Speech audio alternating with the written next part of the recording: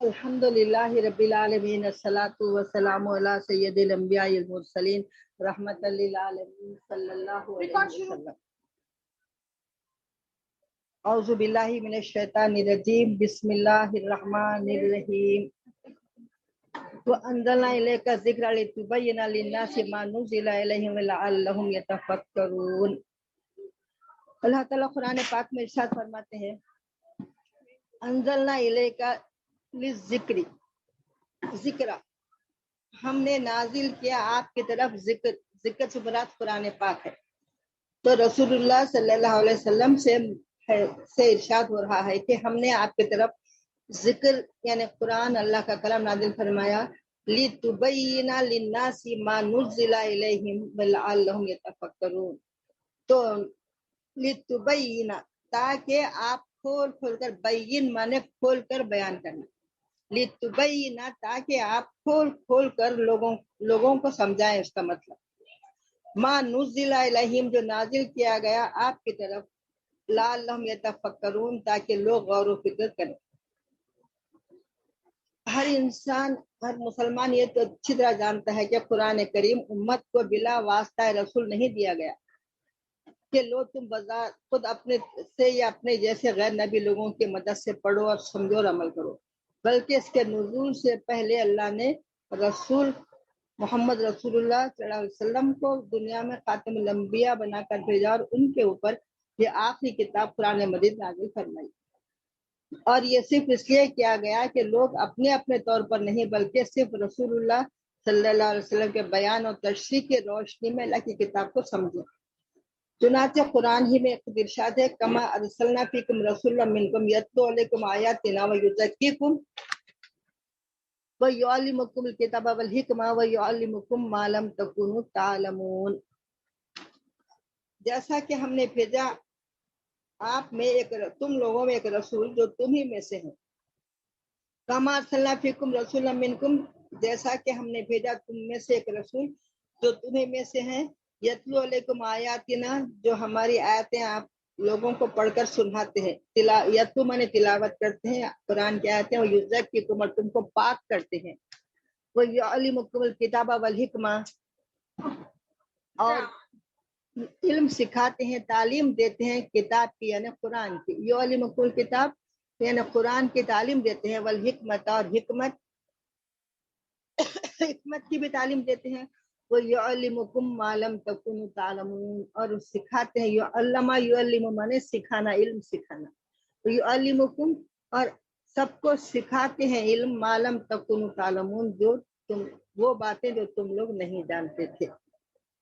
تو اس طریقے سے رسول اللہ صلی اللہ علیہ وآلہ وسلم کی احادیث مبارکہ کی تصدیق قرآن سے ہوتی ہے، اور کئی آیتوں میں قرآن پاک میں یعلمک الکتاب والحکمہ حکمت کا ذکر ہے۔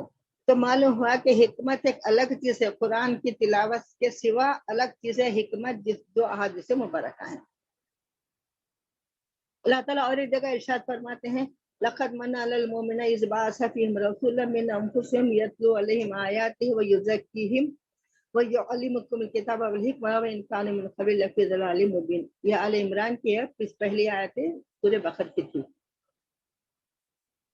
تحقیق کے احسان کے اللہ نے مومنوں پر جب کہ بھیجا ان میں سے ایک رسول، انہی میں سے کہ وہ تلاوت کرتے ہیں ان پر اس کی آیتیں، اور پاک کرتے ہیں ان لوگوں کو، اور ان کو تعلیم دیتے ہیں، اور ان کو کتاب و حکمت پر بالیقین وہ اس سے پہلے گمراہی میں تھے۔ تب اس آیت مبارکہ میں جو آل عمران کی ہے، رکو نمبر 17، تو اللہ تعالیٰ ارشاد فرماتا ہے کہ ہم نے احسان کیا مومنوں پر جب کہ بھیجا ان میں ایک رسول انہی میں سے، اور وہ رسول کیا کرتے ہیں، تلاوت کرتے ہیں قرآن، خالی تلاوت نہیں کرتے بلکہ اس پر اس کی آیتیں تلاوت کرتے ہیں اور پاک کرتے ہیں۔ تو ایک روحانی تعلیم کے روحانی فیض کا ذکر ہے یہاں پر کہ اس کو پاک بھی کرتے ہیں، خالی تلاوت نہیں کرتے بلکہ اس کے مطالب بھی سمجھاتے ہیں، ان کو حکمت یعنی احادیث مبارکہ سے بھی فیض یاب فرماتے ہیں، اور ان کو پاک کرتے ہیں اور ان کی تعلیم دیتے ہیں، ان کو کتاب و حکمت بالیقین کہ وہ اس سے پہلے گمراہی میں تھے۔ اور ایک جگہ ذکر ہے قرآن میں، هو الذی بعث فی الامیین رسولا منہم یتلو علیہم آیاتہ ویزکیہم युअल्लिमुहुम किताब वल हिकमत व इन कानू मिन क़ब्ली लफ़ी ज़लालिम मुबीन। वही ज़ात है जिसने भेजा अनपढ़ों में एक रसूल, उन्हीं में से के तिलावत करते हैं वो उन पर उसकी आयतें उनको पाक करते हैं और किताब व हिकमत की उनको तालीम देते हैं। बिलयकीन वो इससे पहले गुमराही में थे। तो ये सूरह जुमा की आयत है, रुकू नंबर 1। तो अल्लाह ताला कुरान अहादीस मुबारका का मकाम वो मतलब समझाने के अहादीस मुबारका जो है वो कुरान से अलग एक अलहदा चीज है, और वो भी अल्लाह ताला की तरफ से मुनज़्ज़म मिन अल्लाह, यानी अल्लाह की तरफ से नाजिल की हुई है आपके क़ल्ब अतर पर। और इसकी तस्दीक अहादीस मुबारका की तस्दीक में जो हदीस की सनद समझ सकते हैं उसको कि अल्लाह ताला सूरह नजम में इरशाद फरमाते हैं, वमा यंतिक़ु अनिल हवा इन हुवा इल्ला वहयुन यूहा। वो नहीं, वमा नुत्क़ कहते हैं गोया को, वमा यंतिक़ु नहीं कहते कुछ भी, अनिल हवा यानी अपनी ख्वाहिश से अपनी तरफ से वो कुछ भी नहीं कहते। इन हुआ इल्ला वहयुन यूहा, इन हुआ सिवाय उसके के, इल्ला सिवाय उसके कुछ दूसरा है नहीं, वहयुन यूहा जो उनकी तरफ वही की जाती है उसके सिवा वो कुछ भी नहीं कहते हैं। तो इल्ला जब आता है अरबी ग्रामर के हिसाब से तो उसके बाद सिवाय उसके कुछ है ही नहीं। जैसा कि ला इलाहा के बाद इल्लल्लाह आ गया, नहीं है कोई माबूद इल्ला अल्लाह, अल्लाह के सिवा कोई है ही नहीं, हो ही नहीं सकता, है नहीं। ये अंदाज जहाँ पर इल्ला आता है ना उसके बाद जो भी लफ्ज़ आता है तो उसके सिवा दूसरा कुछ भी नहीं। जैसा कि अरसलना का इल्ला रहमतल लिल आलमीन, नहीं भेजा हमने आपको मगर तमाम आलमों के लिए रहमत बनाकर, इसके सिवा कुछ भी हमारे आका सल्लल्लाहु अलैहि वसल्लम का वजूद बाबरकत दुनिया में तशरीफ लाने से जब से सी और अब भी आप बज़ाहिर पर्दा फरमाए हुए हैं, मगर आपकी रहमत कामिला पूरी मुसलमानों को, पूरी दुनिया को, मुसलमान नहीं बल्कि नाफरमानों को भी घेरी हुई है, क्योंकि नाफरमानों को भी फिर रहमत ये है कि आप नाफरमानों को फौरी अजाब नहीं दिया जा रहा बल्कि उनको मोहलत दी जा रही है, और उनको भी दुनिया जिंदगी गुजारने के तमाम चीजें उनके लिए भी मुहैया किए जा रहे हैं जैसा कि मुसलमानों के लिए मुहैया किए जा रहे हैं। खैर, तो इन बातों से मालूम हुआ कि रसूलुल्लाह सल्लल्लाहु अलैहि वसल्लम के जो अहादीस मुबारका हैं वो भी वही के किस्म में से है।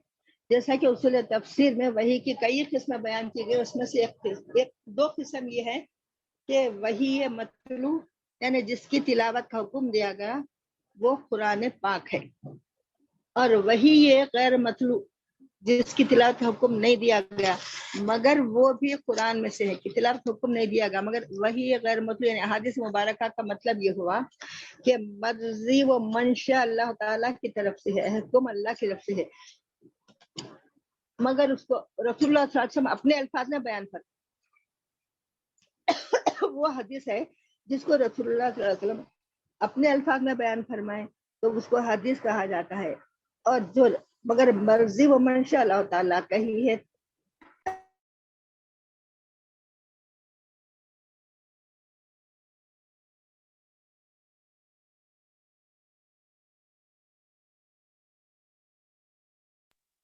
आवाज नहीं आ रही आपा?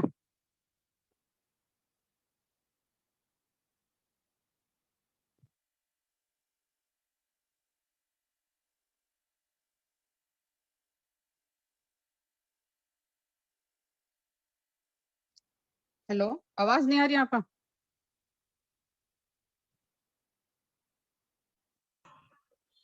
कि मर्जी व मंशा मतलब सब अल्लाह ताला का होता है मगर अल्फाज रसूलुल्लाह सल्लल्लाहु अलैहि वसल्लम के होते हैं। तो ये अहादीस मुबारका की तारीफ है, और अहादीस मुबारका की तारीफ में एक बात एक मिसरा है जो मेरे को बहुत पसंद आता,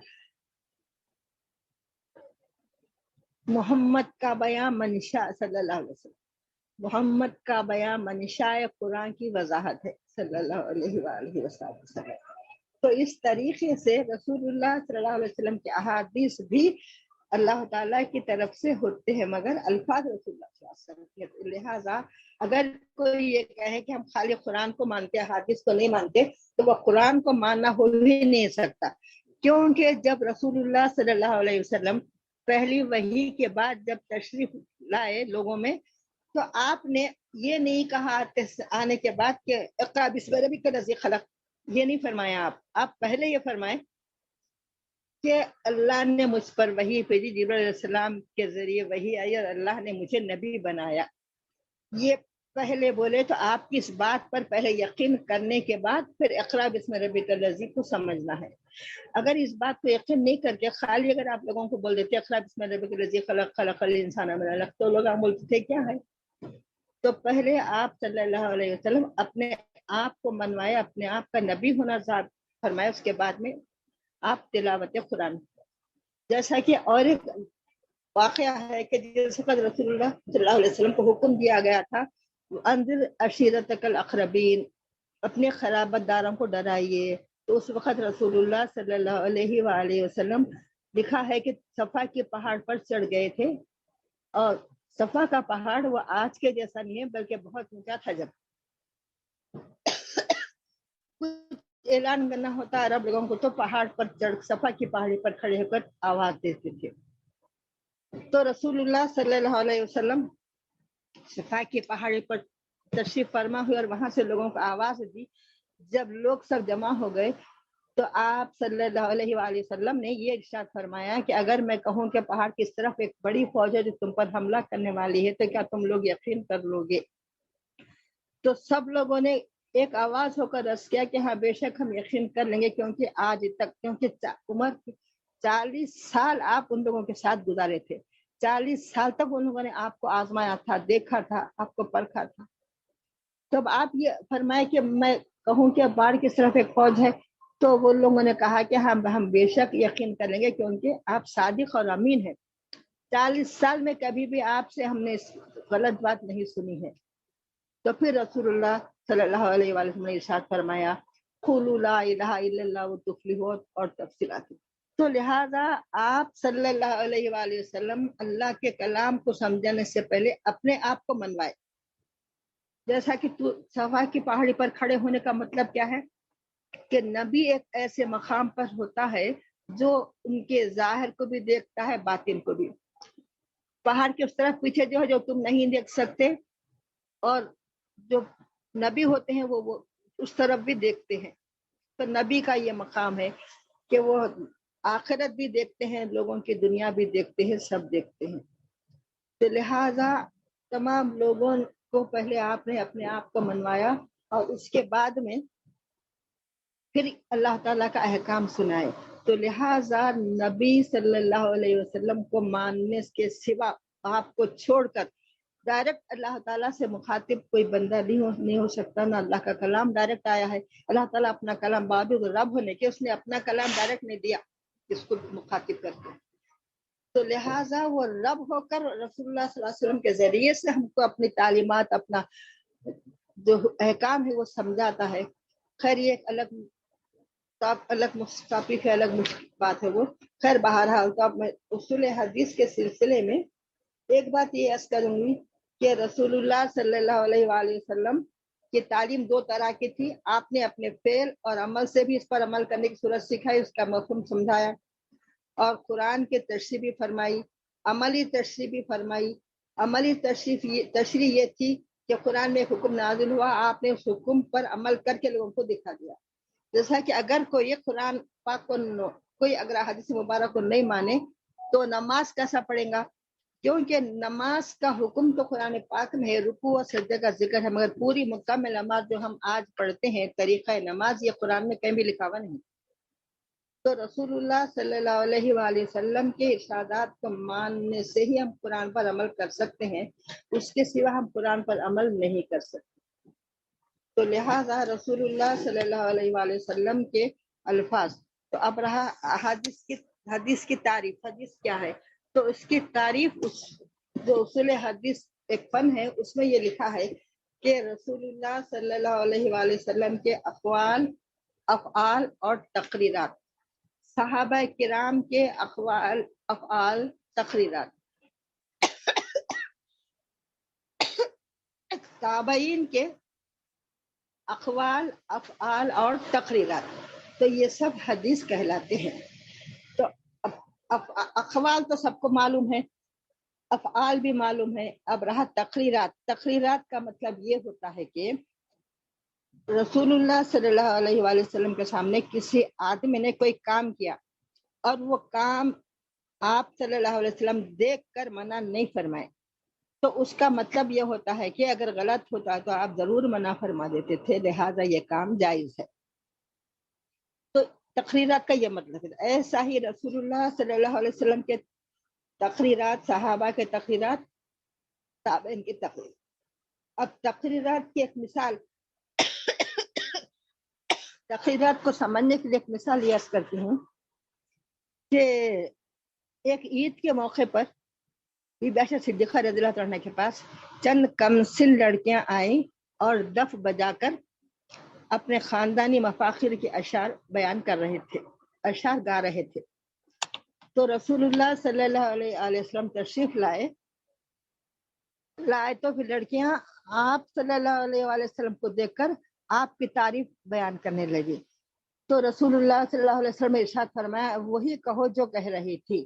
تو پھر وہ لڑکیاں وہی کہنے لگے. تو رسول اللہ صلی اللہ علیہ وسلم دوسری طرف منہ پھیر کر لیٹ گئے. پھر وہ بچیاں حسب حال گا رہی تھی دف پر. پھر ابو بکر صدیق رضی اللہ تعالیٰ عنہ تشریف لائے تو بچیاں حسب حال گا رہی تھی. پھر حضرت عمر رضی اللہ تعالیٰ عنہ تشریف لائے تو لڑکیاں فوری اپنے ڈف رکھ کر اپنے ڈفوں کے اوپر بیٹھ گئی. تو رسول اللہ صلی اللہ علیہ وسلم نے ارشاد فرمایا کہ عمر تم سے شیطان بھاگتا ہے. تو اب اس کا یہ قصے کا مطلب یہ ہے کہ دف کا بجانا جائز ہے.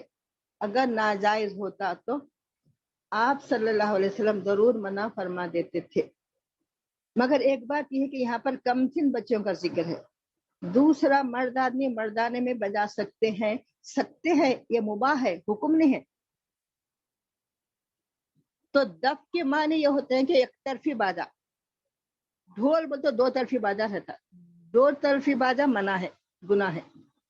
اور دف میں بھی جھاجن چھن چھن کی آواز کی کوئی چیز لگی بھی نہیں ہونا چاہیے، سادہ ہونا چاہیے، یہ جائز ہے. تو ایسے چیزوں کو بھی ایسی بات کو تقریرات کہا جاتا ہے. تو اب تقریرات کے بعد میں اور ایک بات یہ عرض کرنا ہے احادیث مبارکہ کے بارے میں کہ احادیث کی قسمیں ہوتی ہے، کئی قسم ہیں. ایک قسم وہ ہے جو راویوں کا وہ سلسلہ جو رسول اللہ صلی اللہ علیہ وآلہ وسلم تک پہنچتا ہے، وہ حدیث مرفوع کہلاتی ہے. اور راویوں کا وہ سلسلہ جو حضرت ابو بکر صدیق رضی اللہ عنہ نے جو صحابہ تک پہنچتا ہے،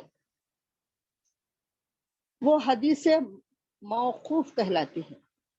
اور راویوں کا وہ سلسلہ جو تابعین تک پہنچتا ہے، وہ حدیث مقطوع کہلاتی ہے. تو اس طریقے سے احادیث کی کئی قسمیں بیان کی گئی ہیں، اس کی بڑی تفصیل ہے. تو ایک تو یہ ہے کہ احادیث کا سلسلہ، اور بھی تفصیلات ہیں اس بارے میں کہ اور کون سے احادیث ہیں.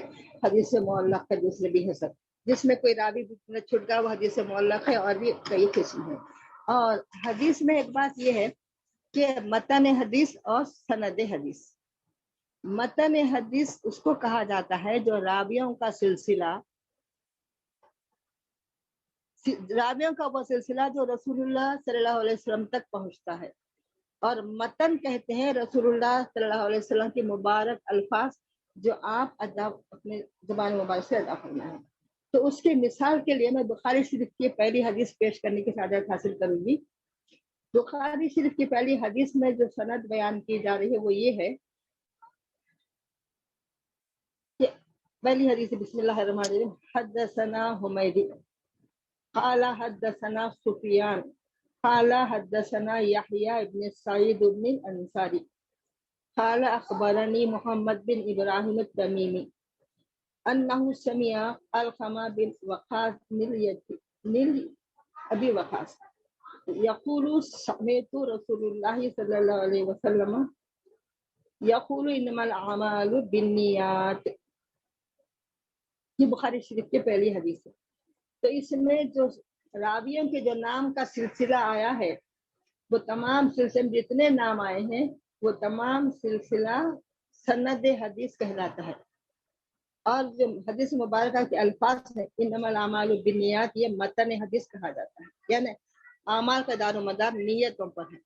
امام بخاری رحمۃ اللہ علیہ نے اپنی کتاب کی شروعات نیتوں، اعمال کا دار و مدار نیتوں پر ہے سے فرمائی۔ اس کی مختصر تشریح یہ ہے کہ جو عمل جس نیت سے کیا جائے گا وہی کام اس کو ہوگا۔ اگر کوئی عمل کوئی انسان دنیا کو دکھانے کے لیے کریں گے تو وہ صرف دکھانے کے لیے ہوگا اور اس کا اجر نہیں رہے گا، اور جو صرف خالص اللہ کے لیے، اللہ کی رضا کے لیے جو عمل کیا جاتا ہے اس کو اللہ تعالیٰ کی رضا انشاءاللہ تعالیٰ ضرور حاصل ہوگی۔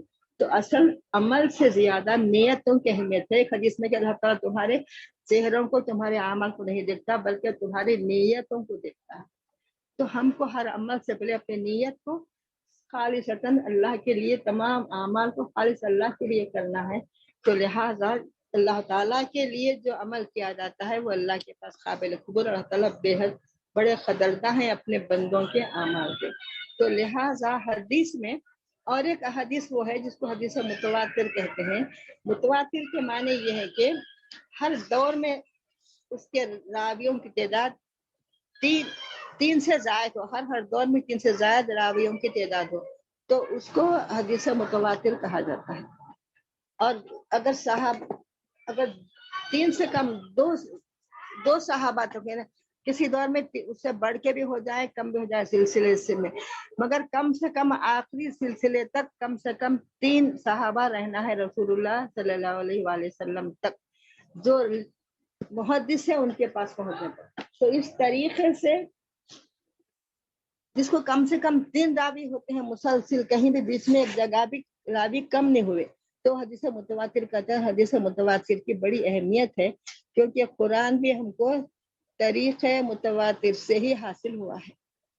اس کی تفصیلات متواتر کی بہت زیادہ ہیں۔ خیر، تو اور جس میں آخر تک 2 راوی رہیں تو اس کو حدیث خبر و احاد بھی کہا جاتا ہے۔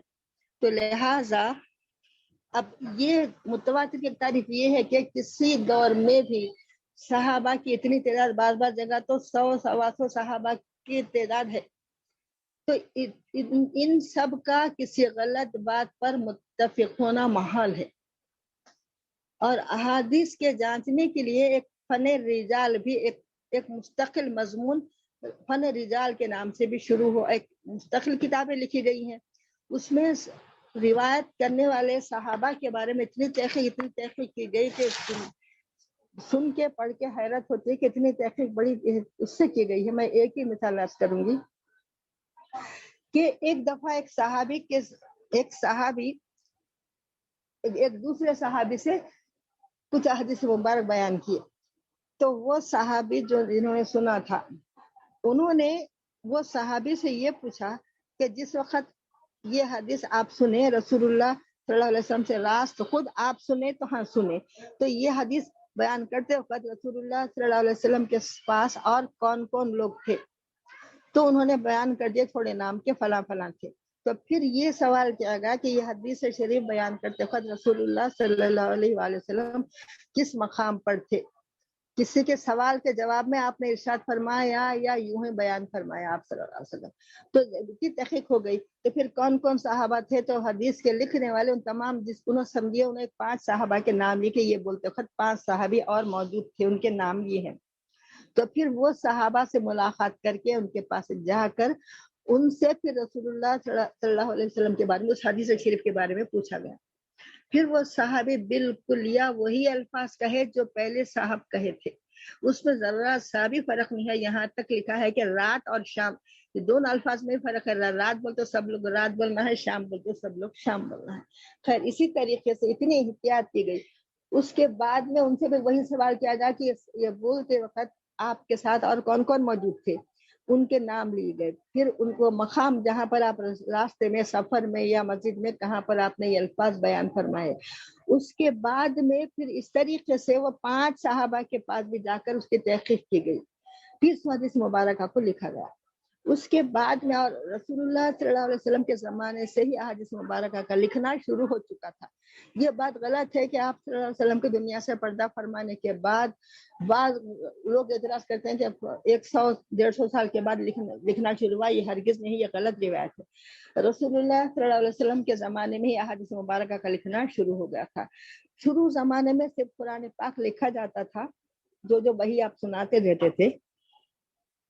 اس کے بعد میں بعض صحابہ کا بیان ہے کہ وہ لوگ احادیث مبارکہ بھی لکھنے لگے. تو بعض لوگ اعتراض کرے کہ تم ہر بات مت لکھ لیا کرو, اگر رسول اللہ صلی اللہ علیہ وسلم بھی کوئی بات اپنی طرف سے اپنے لیے کہہ دیتے ہوں گے, تم اس کو مت لکھو. تو پھر وہ صحابی لکھنا چھوڑ دیے, ان کا نام غالباً کعب ہے حضرت. تو اس کے بعد میں پھر لکھنا چھوڑ دیے. پھر رسول اللہ صلی اللہ علیہ وسلم نے پوچھا کہ آپ کیوں چھوڑ دیے؟ تو انہوں نے کہا کہ لوگ یہ کہتے ہیں کہ کوئی بات آپ ایسی کوئی بات آپ جو کہتے ہیں اس کبھی آپ بشر ہونے کی حیثیت سے, ظاہری جو بشریت ہے, آپ کبھی غصے میں ہوتے ہوں, کبھی کسی وجہ سے, تو آپ کچھ بات کہہ دیتے ہوں. تو آپ صلی اللہ علیہ وسلم نے ارشاد فرمایا قسم لکھا کرو, لکھو. پھر اس کا قسم اللہ کی جس کے قبضے میری جان ہے کہ اس منہ سے اشارہ فرمایا آپ نے اپنے منہ مبارک کی طرف فرمایا, اس منہ سے سوائے حق کے کچھ نہیں نکلتا. تو اس کے بعد کئی لوگ احادیث مبارکہ کے لکھنے والے ہو گئے اور احادیث کو اسی طرح جمع کیا گیا احتیاط سے, جس طرح کہ قرآن بڑے احتیاط سے ہم تک پہنچا ہے. اگر احادیث کا انکار کرے تو پھر قرآن کا بھی انکار کرنا پڑے گا ان لوگوں کو جو احادیث کا انکار کرنے والے ہیں, کہ قرآن کے پہنچانے والے وہی ہیں جنہوں نے احادیث پہنچایا ہے. وہی صحابہ کے ذریعے ہم کو قرآن ملا ہے. ہم راست رسول اللہ صلی اللہ علیہ وسلم سے تو قرآن نہیں سنے, صحابہ کے ذریعے ہی ہم تک پہنچا ہے. تو قرآن کے پہنچانے والے وہی ہیں جو احادیث مبارکہ کے پہنچانے والے ہیں. اور وہ اتنا خوف خدا رکھتے تھے کہ اس کا اندازہ ہم نہیں لگا سکتے, آج کے دور میں تو لگا ہی نہیں سکتے. تو لہٰذا اور تمام صحابہ اس قدر متقی پرہیزگار تھے اور ان کو اتنا خوف خدا غالب تھا اور ان کو یہ ذمہ داری کا احساس تھا جو رسول اللہ صلی اللہ علیہ وسلم نے ارشاد فرمایا تھا, بلغوا انی ولو آیا, پہنچا دو میری طرف سے, اگر ایک بات جو معلوم ہو تو لوگوں تک پہنچا دو. تو یہ ایک بات بھی پہنچانے کی ذمہ داری بھی تھی, کیونکہ یہ دن آخری دن ہے, یہ کتاب آخری کتاب ہے جو قیامت تک کے لیے ہے. تو پھر اس کے لیے بڑی حفاظت سے تمام باتیں لوگوں کو پہنچانے کی ذمہ داری صحابہ کرام کی.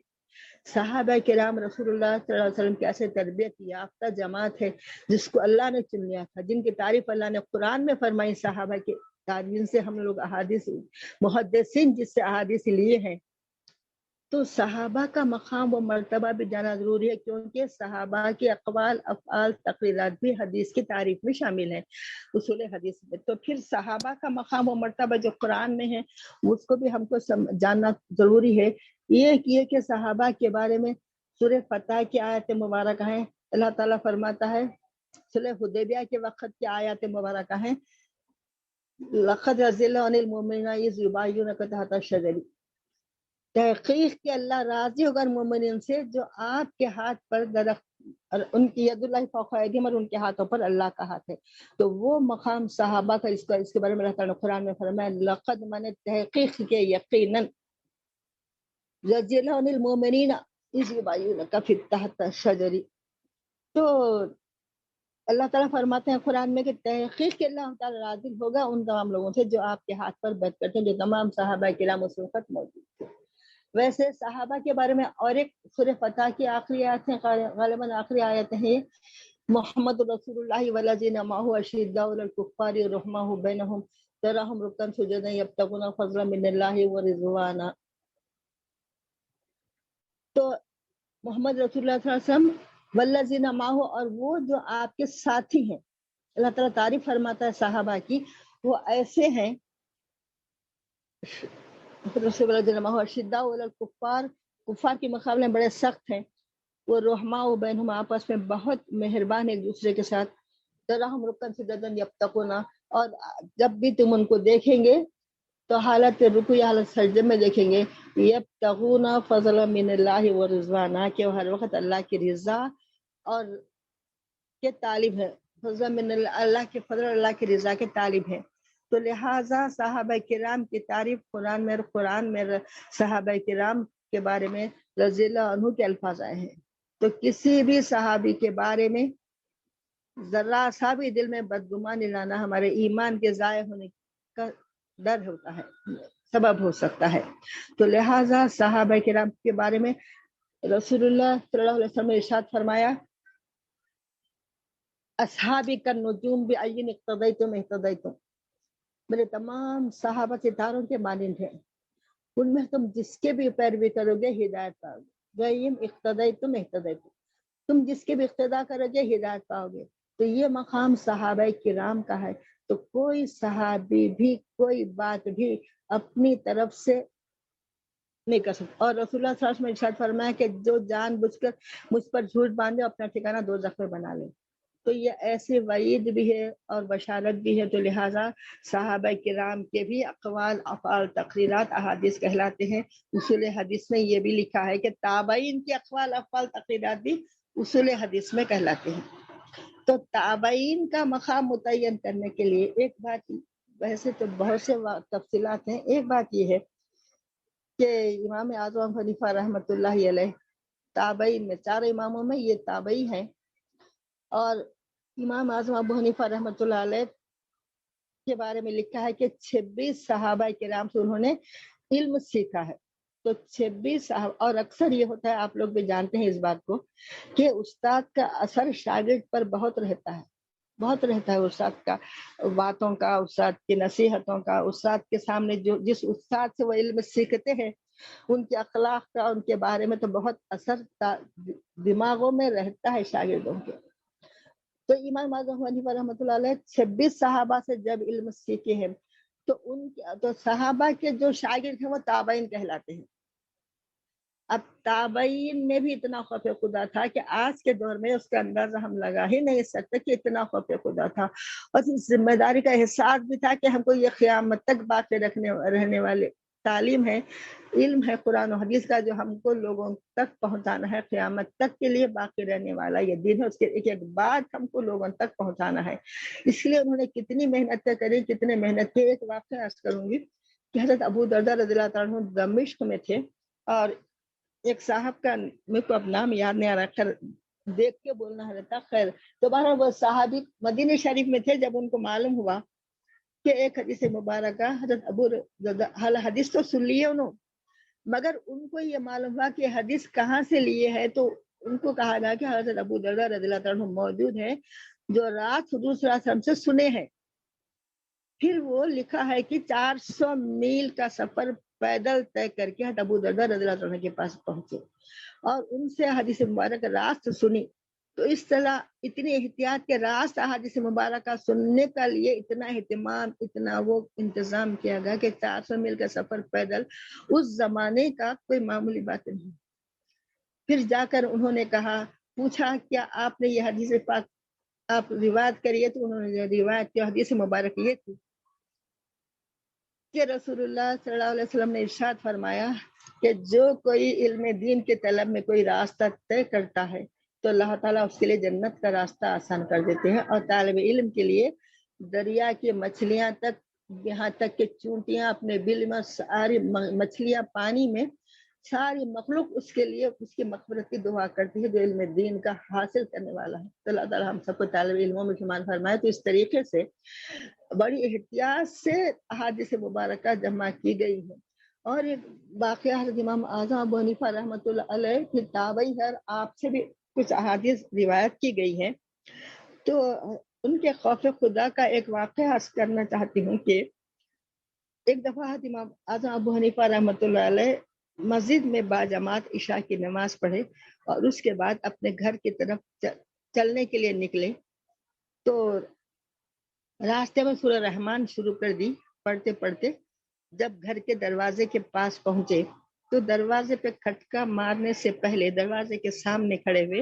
اس وقت جب کھڑے تھے آپ، اس وقت آپ کے زبان مبارک سے یہ آیت شریفہ نکلی، وَلِمَنْ خَافَ مَقَامَ رَبِّهِ جَنَّتَانِ، اس کے لیے 2 جنتیں ہیں جو اپنے رب کے سامنے کھڑا ہونے سے ڈرے.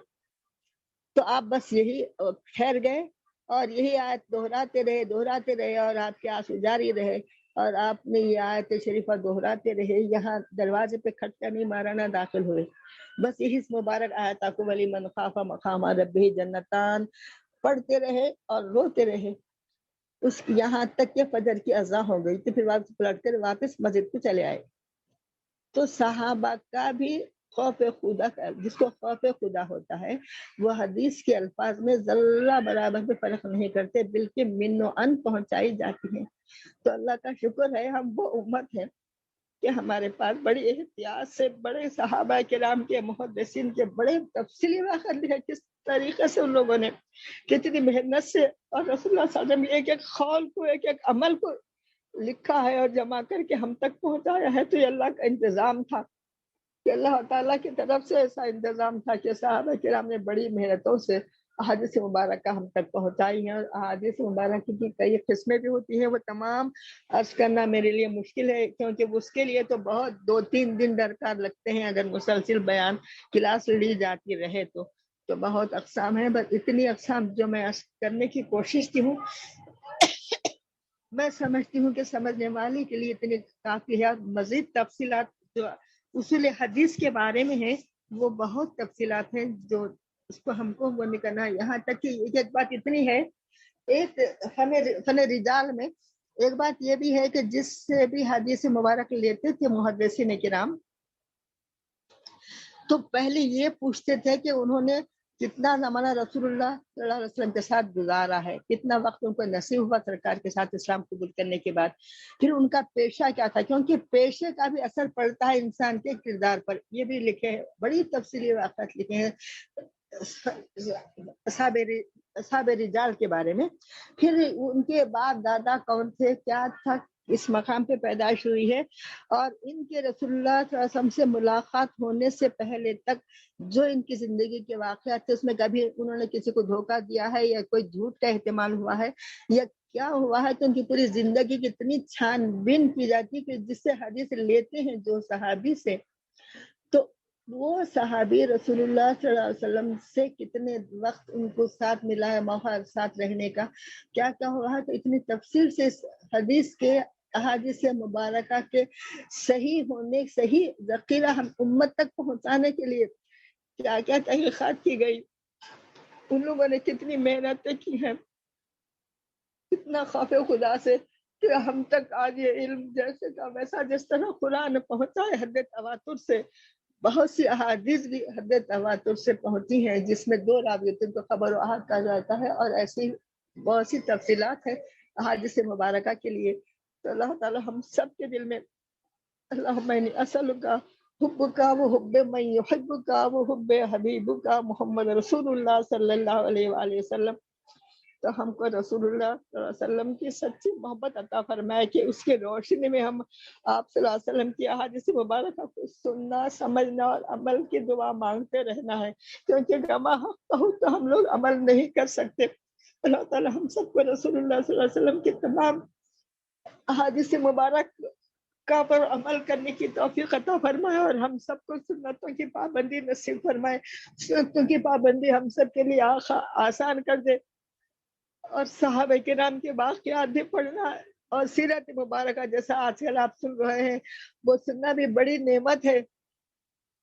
بخیلا خاموشی صاحبہ سے جو آپ سن رہے ہیں سیرت نبی صلی اللہ علیہ وسلم، اس کے سننے سے ہمارے دل میں عشق رسول اور عشق صحابہ پیدا ہوتا ہے، اور عشق صحابہ عشق رسول ہی وہ نعمت ہے، بڑی نعمت ہے، اللہ سب کو عطا کرے کہ اس کی وجہ سے عمل کرنا آسان ہو جاتا ہے۔ اللہ تعالی ہم سب کو عمل کی توفیق عطا فرمائے۔